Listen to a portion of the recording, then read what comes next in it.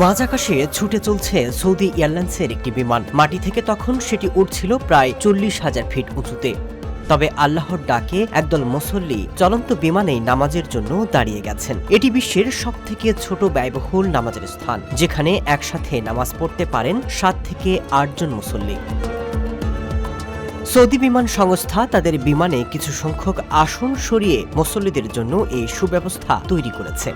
তবে এর জন্য তাদের সরিয়ে নিতে হয়েছে 9 থেকে 12টি আসন। এই আসনগুলো থেকে বছরে আনুমানিক 16 মিলিয়ন সৌদি রিয়াল আয় হতে পারত। তবে মূল্য নয়, বরং এটি ইসলামের প্রতি সৌদি সরকারের ভালোবাসার নিদর্শন বলেই মনে করছেন অনেকে।